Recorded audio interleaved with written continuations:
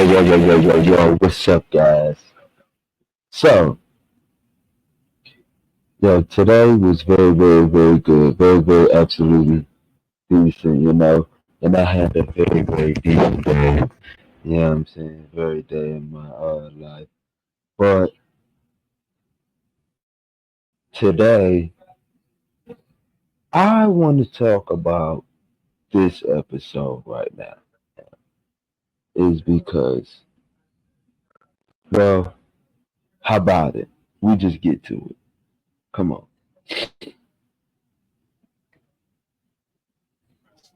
Pressed by university administrations or DEI programs? You go first.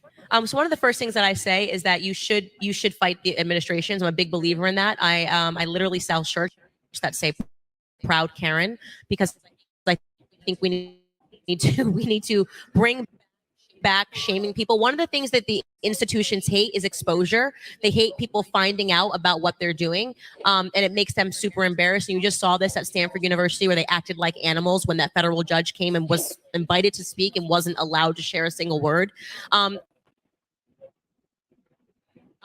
Make sure that you report these individuals, that you keep a log of these individuals, network with other people, tag us, tag Turning Point USA, so that we can bring these stories to the forefront, because the public needs to know. And what they absolutely hate is attention on the things that they're doing that are discriminatory to students like you. And I want to just single out you and all of our great leaders. Our Turning Point USA students here deserve a lot of credit for what they have to go through and their leadership. And if you are not currently or actively involved in this chapter at Ohio State, start to get involved. There's strength in numbers. This sends a big statement. It sends a statement to the administration the next time they start to poke around. Like, hey, remember when we had to turn away a couple hundred kids for a conservative event on campus? That gives you all of a sudden a pretty good argument that this is not some sort of fringe ideology. Keep fighting. You are in the minority against the administration. But I will say this, and I say it factually, that from the security here and having this event, Ohio State University has been a lot better to work with than most of the other schools we've had to deal with in the last couple of weeks. So, thank you. We got to get to the next question. Thank you. Hi. Is this good? Oh, sorry. I also want to thank you so much for coming here and being able to speak to so many students and people in general admissions and things like that. And my question is, I definitely agree with the part of simple living and how important it is. But as college students who are kind of involved in anything but that and living in that kind of community where it's anything but simple living, what first steps would you recommend students who want to kind of take that approach as their lifestyle? What are like the first steps to that? The first thing I would say is to start following people. You guys are big on social media. Start following people that do live that simple lifestyle. Like, I love following Ballerina Farm. She's one person that I think is amazing, left the city and is pursuing a much more simple life. The second thing that I would say is, I joke when I say an apocalyptic mindset, but I don't really joke when I say that, which is to say, what could you do to support yourself? Get involved in activities outside of the university that make you learn to grow your own food, make you learn to work with your hands, make you understand that plants are medicine, not filling in a prescription over at CVS. I don't give my kids medicine. I'm literally a grandma from the 1940s. I put silver on my kids. It's amazing. And I actually understand what's in my cupboard. I know how to use spices to make people feel better. And this is the kind of stuff they want you to believe is backwards and is woodcraft. No, it's stuff that removes power from them and gives power to you. And this is why they speak so badly about it. So that would be my advice to you right off the bat. Thank you so much for your question. I just have a short thing. Honor the Sabbath. Turn off your phone on Friday night. Turn it back on Sunday morning. If you are here tonight and you are suffering from anxiety, depression, before you take antidepressant medication, try doing the one thing God told you to keep you happy and joyful. I love that. Shutting down and resting. Sabbath means stop. Shabbos means stop in the ancient biblical Hebrew. Before you all of a sudden say, I need to see all these different doctors and all this, try resting for one day. Truly resting. No technology, no TV, no social media. You will be a happier person, I guarantee. I agree. Thank you for being here tonight. This question is directed to Mr. Kirk. In the Gospel of St. Matthew, our Lord says, "But he that shall scandalize one of these little ones that believeth in me, it were better for him that a millstone should be hanged about his neck, and that he should be drowned in the depth of the sea. So here our Lord is talking about moral actions inclusive of speech that is contrary to Christian morality and the gospel. And he says it ought to be punished and at minimum assigned a social penalty. So we look out today and our society is being degenerated. We're seeing transgenderism, homosexuality, feminism, and other various social evils being promoted, yet conservatives continually promote this idea of free speech, which is directly allowing these things to flourish and is actually normalizing them. So my question is, as someone that takes the Bible very seriously like yourself, why do you not believe the words of our Lord? Why do we not punish free speech? Because it's dragging souls to hell, and it's so clearly against the Christian political order. Well, you're putting words in my mouth, first of all. I think that speech at its highest place should point to virtue. So, for example, I would happily use the force of government to prevent drag queen story hour in front of children. Right? So I encourage you not to misrepresent the position of the speaker, right? But there's a balance. There's a balance between expression, speech, petition against the government, and something that is obviously not speech. So this is where I'm more in the Sohrab Amari camp and not the David French camp. I don't think being able to rent out a library to do predatory sexual behavior to children should be constitutionally protected speech. That's the founding fathers did not have in mind, boy, we need a robust First Amendment so that a bunch of groomers can get in front of 8-year-olds. That is not their idea of speech. With that being said, we have to be obviously careful, because when you start to overly police types of political speech against institutions or organizations, that is what the First Amendment is before. The First Amendment allows you to complain, it allows you to challenge, it allows you to be able to organize people. And I could say that the only reason I'm allowed to speak at University of California, Davis is they were afraid I was going to sue them under First Amendment practices. Where I will find agreement, because you cited one of the many times Jesus says in the New Testament about the harsh punishment of going after children, is that any conservative that uses the First Amendment flippantly while children are being abused and groomed, they have no place in the conservative movement whatsoever. And so I just I'll close with that. Thank you. Appreciate it. First, nice to meet you, Charlie and Candace. Hey. My question is, recently in East Palestine, or East Palestine, however you pronounce it. East Palestine? Okay. Well, recently, the train derailment, and liberals aren't doing anything about it. They're not showing support to the people, but neither are conservatives. I mean, look at the Trump administration back. They deregulated Norfolk Southern. I think the corporate executives should be in prison for the rest of their lives. Same with George Bush, by the way. He lied about weapons of mass destruction. He should be in prison for the rest of his life as well. So should Obama, too. Okay.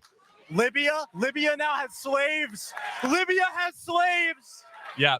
So love the spirit, love the candor. Let me challenge you, though. The specific Can I answer the question? Yeah, thank you. The specific regulation that you cited actually didn't pertain to the train derailment. I do agree. BNSF, Burlington Northern Santa Fe, which actually. This dude's so hype, he can't even keep Charlie. He can't even let Charlie Kirk answer his question without interrupting him. Like, yeah.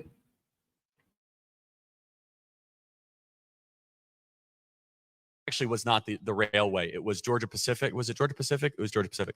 But BNSF does this all the time too. Was it Norfolk Southern? They don't care about the people of East Palestine at all. So, but I wouldn't blame the Trump administration. The specific regulation they passed actually didn't pertain to that. But look, I mean, there's a reason why, and this should make everyone think deeply. Why are your leaders that you send to DC, except for JD Vance, who's terrific, by the way, why are your leaders so enthusiastic and so vocal and so heated about making sure Zelensky has his money and not the people of East Palestine, Ohio? When we say America first, we mean it. We mean that if water is getting poisoned or citizens have their air quality put in jeopardy, that should take a higher priority than the needs, wants, and ambitions of a border dispute 5,000 miles away. And so I find no disagreement. You want to?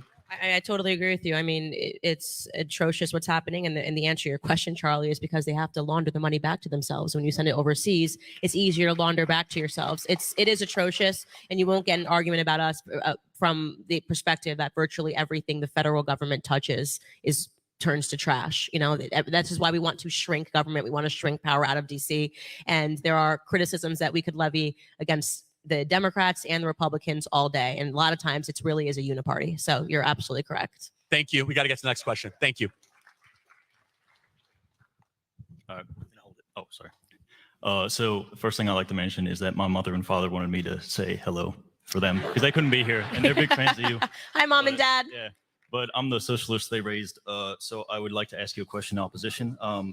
I was like, So what do you say? I'm the socialist they raised. So I'm saying I'm asking a question in opposition. And Yeah, no worries. I'm glad you're here. yeah. It's awesome. Thank you. I said, how can we relativize a love for America when we have a long history of being anti-democratic overseas, being involved in coups in Chile, Guatemala that have been supported by both Democratic and Republican institutions? Hold on. I am just to be clear. Yeah. Thank you. I could tell you're a little nervous, so I'm gonna Just restate repeat the the question. But thank you for and I'm being glad here. you're here. Did he say how can we? He said, how can we maintain love for America because of our anti-democratic foreign policy, in particular supporting coups in Chile, Latin America, around the world? Did I summarize that pretty well? Yeah. Yeah. That's I think this kind of ties back into the last answer that we just gave, because that does not represent America. That represents crooked politicians that are in DC, that has us in endless wars, staging coups, the color revolution that we staged in Ukraine, which is absolutely what happened. We staged a color revolution in Ukraine to insert Zelensky because politicians are corrupt.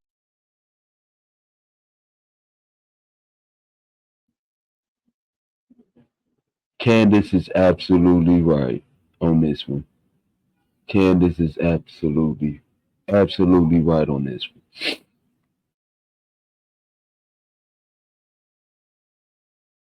Corrupt in DC.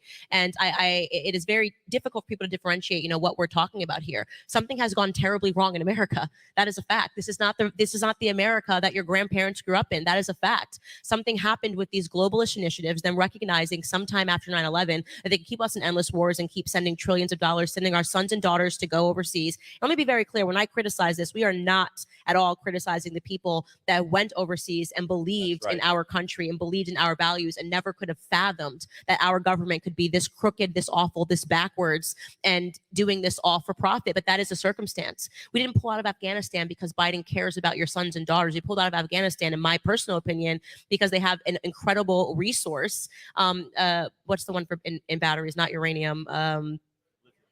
Lithium, yeah, one of the and they need for and they're going to mine it, and this is why they're pushing all of this ESG agenda.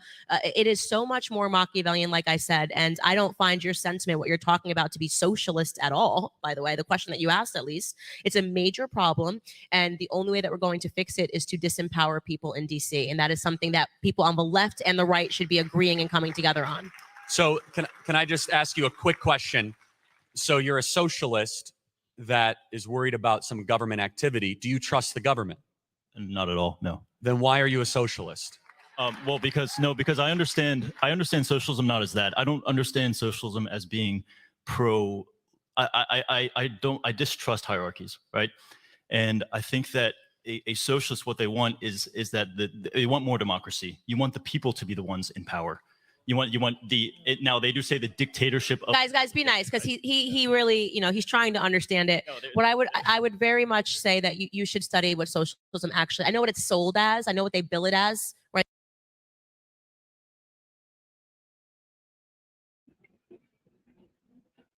But the thing is, what he doesn't understand is there's always going to be a hierarchy, and that's to keep things in order. If we don't have the top of the top, the chiefs and the leaders, how do we know, or how do we even know how we're supposed to evolve as a human being? If we don't have any order, how are we supposed to evolve as human beings and as a society if we don't have any order? That's the whole reason why a hierarchy exists.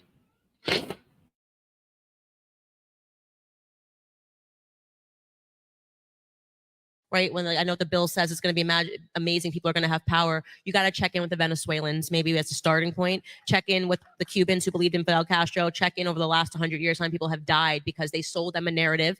And what really happened was the government then seized all the power from the people, promised they would redistribute it, but it isn't what happened. The average Venezuelan citizen has lost something like 23 pounds. It kills every single time. So you're probably someone that has a really big heart and you actually believe that the government has too much power. And so you believe it when people like AOC say, we're going to fight and we're going to return power to the people. That's not what they're going to do. What she's doing is she's fighting for government to grow until it becomes so insurmountable that you are rendered powerless and the individual is rendered powerless. That's what socialism actually is, not what it's billed as. But thank you so much for your question. I really appreciate you being here. Thank you so much. Thank you. Take care. Hi, Charlie. Hi, Candace. Thanks for coming out. Hey.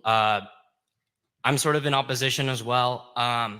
Charlie brought up the point of neoliberalism and its impact in Ohio, particularly with the issue of, you pointed out immigration as one of the more prominent consequences of neoliberalism and the reforms that happened the time period, let's say around 1990s, 2000s. Yep, sure. Coming up to the modern. Bill Clinton signing in the Yes. National Immigration Act in 91, sure. But I would say one aspect that I believe that you're missing in neoliberalism, which is fundamental to neoliberalism, is deregulation. Deregulation to multinationals, deregulation in labor protection and protections under conditions of the workers. And the extraction of resources in the third world, because most of these companies, because of these neoliberal policies, went overseas. That's where all the jobs went. They went to mostly the third world in China and Mexico. And yet what we see here is not an exact critique of that from the conservative viewpoint, because you guys put a lot of emphasis on deregulation and a lot of support towards it, despite the fact that is what's elemental to neoliberalism and the developments that happened in the last 30 years. So my question would be, from the conservative standpoint, does there have to be a reassessment of how to approach deregulation from a conservative and a capitalist perspective? Yeah, so I see it differently. I think that some of our dumb regulation actually encouraged our companies to go overseas. Is that we regulated our small and medium-sized businesses so heavily that when Deloitte showed up and they said, hey, I can make this trinket in mainland China for pennies on a dollar, and meanwhile they have to fight the EPA, the Employment Prevention Agency, and they have to fight the IRS, and they have to fight all these different government agencies.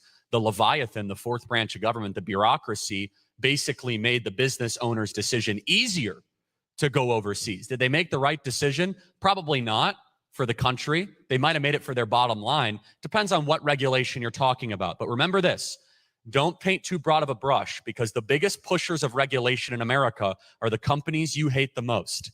Big companies are the ones that are asking for regulation. You might say, well, how is that possible? Because they can afford it. They have the tax firms, they have the in-house counsel, they have the accountants. $200 million a year to Facebook of extra regulation is nothing, but it is something to a competitor to Facebook. It is something to somebody that might want to go up against Facebook. So look, you need some regulation. It needs to be smart, not dumb. But generally, in the last 20 or 30 years, I think that we threw too much government power, too much government scrutiny, too many audits at our entrepreneurs, our small businesses, that actually made redomiciling and offshoring our jobs too easy. Thank you for your question. Hi. So my question is, you guys were discussing blue collar workers and how they have a lot of wisdom, which I certainly agree with. I'm sure they do have a lot of wisdom. However, your guys' perspective more so sounded like they essentially have more wisdom or more knowledge than someone in academia. And my question is, why do you guys believe that blue collar workers and people in these laborious jobs have more knowledge than someone in academia? And is that rooted, or what? How is that factually rooted? So I guess I would say, rather than saying wisdom, I would say that they have more real world value and currency than somebody who's writing papers trying to transform the world from a classroom. And I genuinely believe that. I believe that there is more value in learning to work with your hands. There's more value in learning how to raise productive human beings. I hate the fact that women are being sold a bill of lies and being told that we should be competing with men and wanting to run executives of, Fortune 500 companies. I believe that we absolutely flourish in our feminine roles, and that the toughest job in the world is being a stay-at-home mom and raising good children. So to me, when we shifted those values and we stopped realizing that these people actually have the most value to society, in society, we watched our social decline begin. And we have essentially been within a managed social decline for the last 60 years, in my opinion. I would add to that. Anyone has to take a sociology class or anthropology class here? Yeah. Have a kid. You'll learn a lot more about human beings than anything a textbook could teach you. 100% true. Experience always is going to override what you can learn in a book. By the way, I would say you conflated two words, knowledge and wisdom. They're not the same thing. There's a lot of knowledge here at Ohio State University. There's not a lick of wisdom in most of these classrooms. And what is the difference? Very simple. Knowledge is practical. How do you develop a medication? How do you navigate an airplane? Build a house. Build a house. That's fine. Knowledge is important. Wisdom tells you whether or not you should do it. Wisdom is eternal. Wisdom does not change. Wisdom is the knowledge of things that will be true 200 years from now, and they were true 500 years before, because you're dealing with the same raw material. Human beings do not change. We are broken from.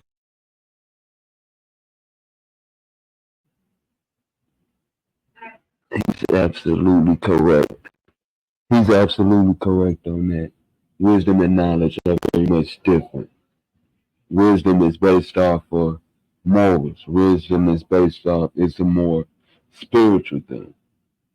This is like you said, wisdom is, you can have the knowledge to do something, but the wisdom comes in whether you decide whether or not it's best for you to do it. So for an example, I can have the wisdom to go out. I can have the knowledge to go out and sell drugs.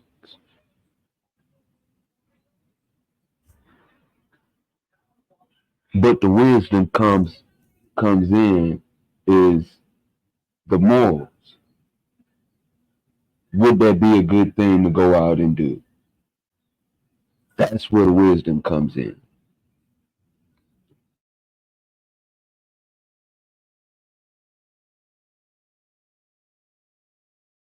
From nature, and it takes effort to create good people.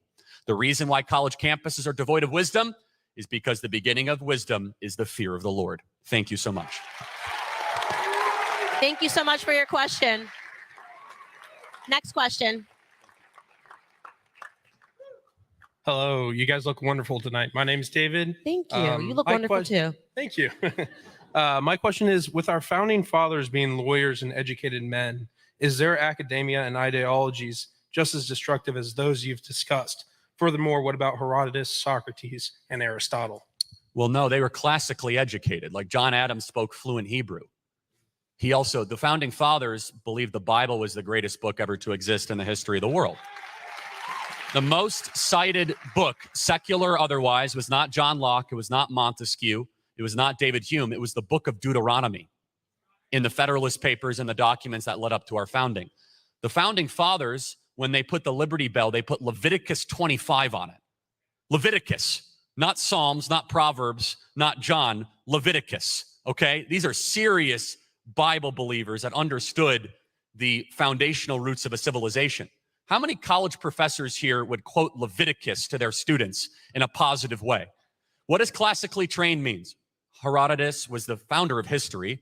Socrates invented the classical dialogue and the idea of the pursuit of truth. Classical education believes in three things: goodness, beauty, and virtue. There's something high, and we should aim for it. That we have a soul, that there's an eternal component to our existence that is more than material matter, and that we as a human being, it's going to take work and effort, but we can aim high, point high, and we can be better tomorrow than we are today.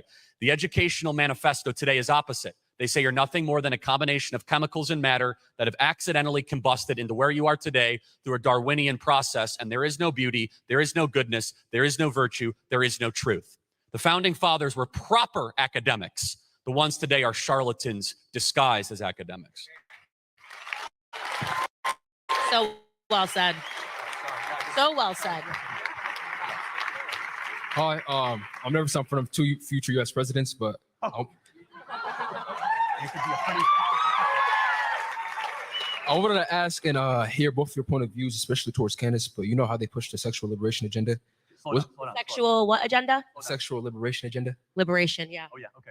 What's your take on a young lady who got pregnant and the man who got her pregnant tells her to abort the baby because he doesn't care for the kid and doesn't not want to be in that kid's life? She has no family, no help, and she wants to focus on school and her career.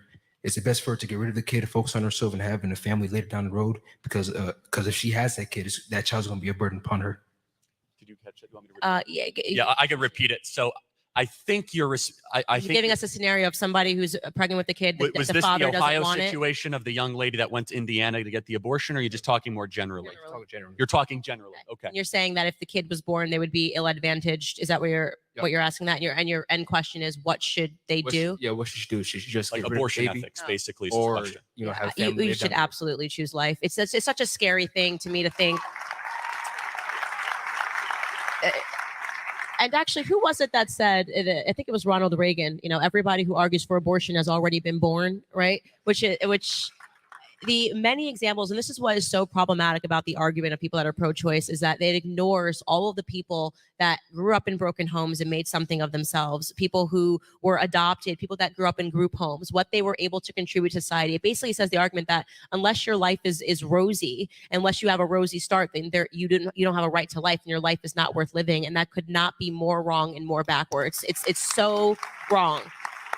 I especially, you guys obviously know a lot about my upbringing. Like, my story is one that I hope serves as an example when people read it of what can happen when you triumph this idea of victimhood, when you realize that you're not a victim and that you are always in the driver's seat of your own life and you can be a victor. Everybody, by the way, has terrible things that happen in their lives. Don't believe that because you see somebody and they grew up and they're super wealthy that they don't have issues, or people that actually, I personally find that the wealthiest kids are the most effed up personally with life, right? And it for people to not even have the opportunity to try because somebody has sentenced them to death and said your life is not worth living because you don't have a father that loves you or a mother that wants you. It deeply saddens me. It's so backwards. It is so antithetical to everything that we believe as conservatives. If you meet a conservative that says, well, I'm a little flimsy on the life stuff, they don't know what it means to be a conservative. Fundamentally, at our core is that we believe in life, right? We believe in life and the right to life. And so absolutely in every scenario, I would choose life over and over again. And let me tell you, just as someone who has had a child, your life if you think in a moment while you're pregnant that it may be a burden, and you may be fearful, when you have that child, you will realize that life begins when you become a mother or a father. It is the most beautiful, wonderful chapter of anybody's life, no matter how difficult it may be. I do not believe there's a thing as an unwanted child in America. There's 1 million abortions in America every single year, about 3,000 a day. And there's twice as many people than that on the adoption waiting list. So if every single person who had an abortion had that baby and put them up for adoption, they could all be put up and adopted twice over in America. There's no such thing as an unwanted child in America. Thank you. Hey. Hi, so I have a disagreement with your guys' take in Ukraine. As I understand it, your position is that, it's really expensive. We shouldn't be sending all this money, and it's also none of our business, right? I disagree with that because, one, I think it's morally right, but also even from a national interest standpoint, right? That money, the Ukrainians have definitely done a lot, but that money has helped them embarrass Russia on a national stage, right? Like before, we believe that they were a big power, and now they've embarrassed themselves. And also, I think that Western solidarity is really important, right? I mean, like, especially with China eyeing Taiwan, we need to show them internationally that we're a solidified force. They can't just go and take it. We need to show that we can defend So we're spending trillions of dollars to embarrass Russia. That's like a little bit of embarrassment. Is that what we're trying to do? You think that we should be recycling millions of dollars and having millions of dollars disappear into thin air so that we can say, "Ooh, look, Vladimir Putin is embarrassed." And if by embarrassed you mean shaking hands with Xi Jinping, talking about how things are going to change and that the next 100 years are not going to look like the last 100 years, then you are not paying attention to what is going on. We have just pushed Vladimir Putin into the arms of China, right? One of our the greatest competitor that we possibly have is China. They're shaking hands. They're openly mocking the West. This has never happened before, right? They think the West is a joke. And why shouldn't they? Look at us. We're having debates about gender. We don't know what a woman is, okay? Hollywood, we think that it's cool to have Zelensky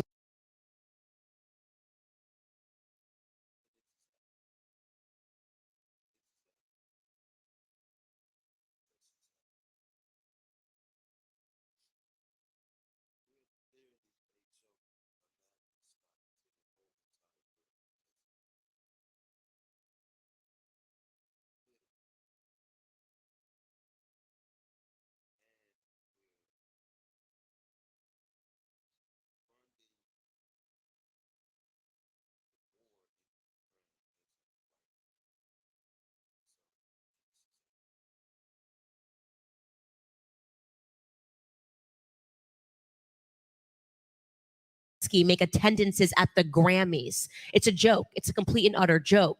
So no, first and foremost, you talked about national interest. National interest require that it was in our nation or it impacts us. It's not my effing business what happens in the Eastern Corridor while we have real Americans that are suffering today. And if you notice, it's been non-stop wars that we haven't lost. You want to talk about embarrassment? Try leaving billions of dollars of technology in Afghanistan after spending decades fighting. That's embarrassment. That's embarrassment.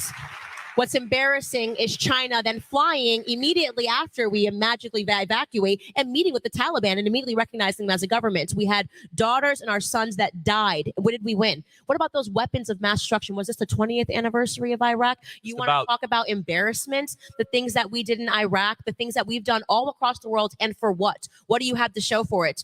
Well, I guess we embarrassed a few people while we were sending Americans over to die. At least we were able to embarrass a few people in the process. That's not a good way to think. I'm going to tell you right now, that's not a good way to think. We should think about prioritizing all of the issues that we have in America. You want to talk about an invasion? Let's talk about the one that's happening at our border every single day. That's what we mean when we say America first, okay? We have plenty of issues to solve. Not a single red cent should be sent overseas until we fix what's happening here in the United States. Thank you for your question. I'll add one thing. Just Candace makes a fabulous point that needs to be repeated and repeated. A country that cannot determine what a woman is should not go to war. How embarrassing. How embarrassing. Now, this is a general rule for conflict. If you have a domestic crisis where you are not able to agree on basic truths, you are not a nation ready to go forward. China's writing articles, their newspapers, they're literally writing articles mocking America about how we don't know what bathroom to go into, right? About how we sent the full force of the military to shoot down a Hobby Lobby balloon, right? If you think that the embarrassment that Russia is embarrassed, you haven't been paying attention to what's happening in America. Honestly, we become a mock. We're being mocked in the Eastern Corridor. And I'll go even a step further. It's a tragic geopolitical mistake that Russia is not neutral. It's not an ally with us against the Chinese Communist Party. All this saber rattling that, it's the Cold War and Russia against us. It didn't have to be this way. Donald Trump Cold War hangover. It's Cold War hangover. Donald Trump had it in the right position. The Chinese Communist Party is the great threat against the West and American liberty. And now they have a gas station. The Chinese Communist Party now has more oil reserves than they know what to do with in a great super alliance that we helped create. Please study the pipelines. Really understand. It's really understand. This is not about scoring points. This is not about running an article on CNN and Washington Post saying, "Oh, look, we embarrassed." You need to study the map of the pipelines and understand exactly what he is talking about when he is saying the threat of an alliance between Russia and China. They don't care about some points on the board saying, "Oh, look, it's so serious. We are in such a severe state right now." When I say this managed social decline, managed political decline, we are no longer being taken seriously on the world stage. When I watched, I think it was Russia Today, a clip that my executive producers pulled of them openly laughing and mocking the American military. Unfathomable even 4 years ago when Trump was in office. Unfathomable. They're openly mocking us. They don't take the West seriously, because why should we be taking seriously? We're arguing over bathroom signs over here. Thank you. Got to get to the next question. Thanks for being here. Oh my, it's like a very scary thing that's happening. I don't think people understand the significance of what's happening in the Eastern Corridor right now. Not all of them. Oh yeah, he is so, but he's so not aligned with Western principles. Everything he's doing, locking up his political opponents. That's something that he definitely did. He did shut down the Russian Orthodox Church, not all the churches. Okay, we'll get to a question here. Hi, this is directed more towards Candace than anyone. I've heard a lot about you. Haven't really went to an event like this in general. I get the point that you're not really well liked specifically with the Black community, but one thing I wanted to address was growing up socially, a lot of Black people around me at least were conservative. They went to church every Sunday. They were very religious. They weren't a biggest fan of LGBT. That's just how they were. What do you think is stopping them from being in this room? Culture. That's the truth. Black America has faced a full cultural decline before everybody else. I actually believe that the government experimented first with Black Americans, LBJ and the Great Society Act, to see how they could completely annihilate, obliterate the Black family and make the Black family worship not God. We used to be at the center of all families in America and is no longer at, but worship government and more governance, welfare.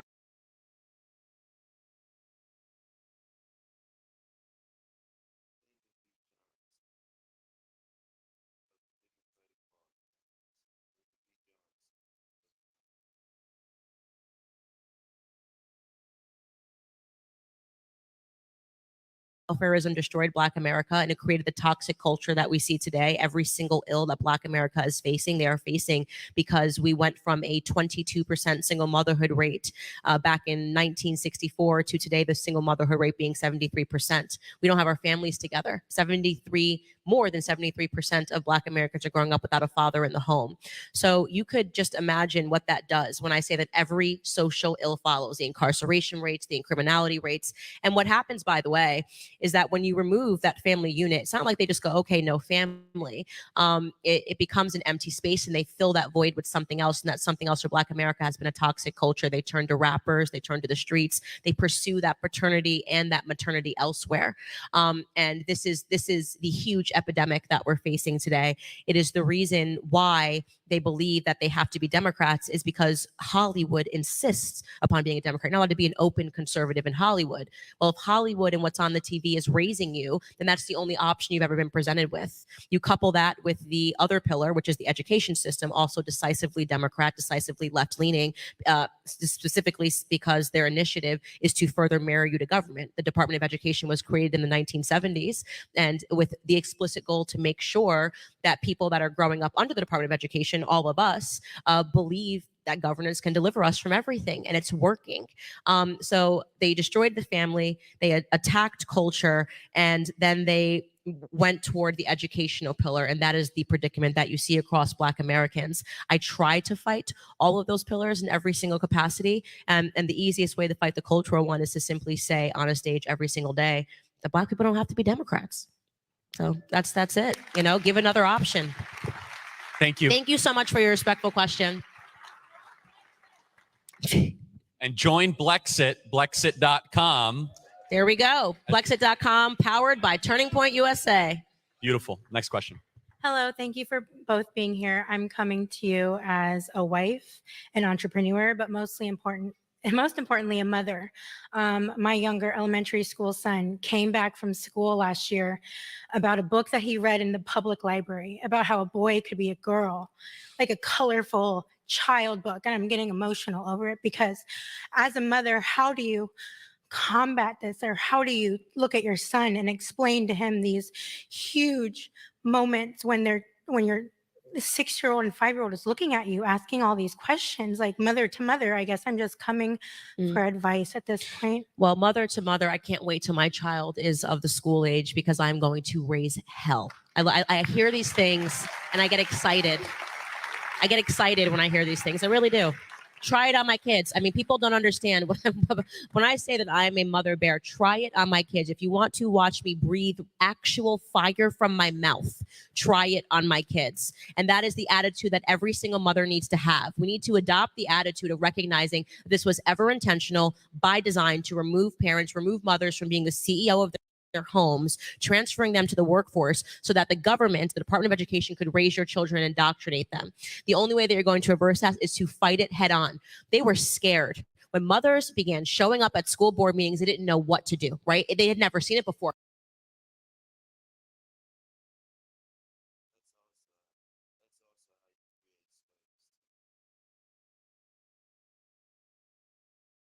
Mothers didn't go to school board meetings. What do you mean? Moms have to work a 9-to-5 job like dad. They don't like that we're starting to pay attention.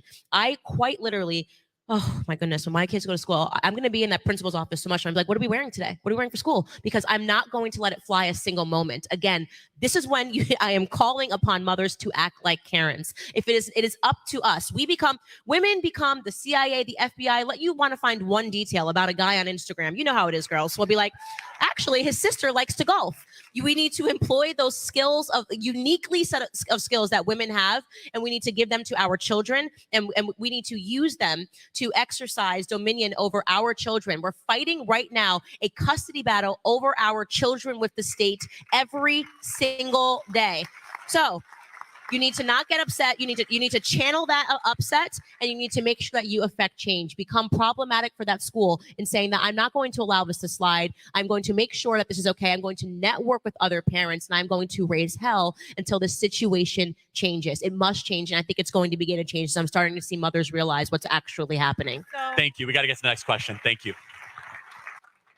Hi, this is more for Candace. I've been listening to you and Ben Shapiro specifically for at least 3 years, and you guys have inspired me and just really enlightened me about a lot of things. And that segues me into my question. I am actually a sophomore in high school. And Wow. so First off, a round of applause here. That is epic. Wow. I think you just made my night. That's very encouraging. Thank you. I'm in the thicket of the indoctrination, and I see it firsthand. And a lot of times people talk about what is happening and what they're saying. But I guess my question to you is, how would you combat them? So it's very tricky. You know, we get tons of requests, and people are always like, oh, there needs to be a turning point present in high school. There can't be a turning point presence really fully in high school, or Brexit present in high school, because high schools, unfortunately, minors are in high school, which brings me to the answer to your question. I think it is so important for parents to be in lockstep. And this goes back to my question about me answering and saying that I'm going to be at this high school every single day, at the middle school every single day. I think students like you really need to have the backing of their parents to know that they can push back against educators in a respectful way. You know, you don't need to raise hell as a student, because you also don't want to make yourself. I get emails all the time from students that are in high school, you know, that say, I said your name during Black History Month, and my teacher said that they wouldn't put it on the board, and things of that nature.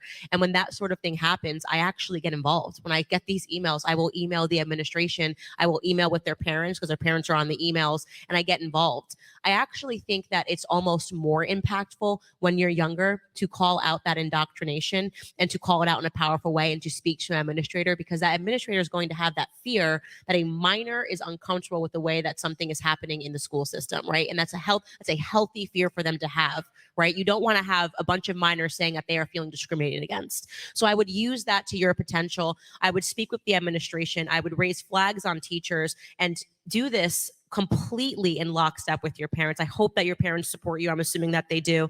Do this in lockstep with your parents, because they'll be able to take it further. If the issue does need to be elevated, your parents will be able to take it further than you do. And look, you have a remarkable head start in life. It is so hard, the indoctrination that you're going to go through, but I can tell you that you obviously have a very good head on your shoulders. And when you get into college, look around. You're going to have so many people, an entire community that you can fight with just as hard. So, you know, give it time and know that you are exactly doing the right thing the most that you can right now. It was so nice to meet you. and start a Turning Point chapter at your local high school.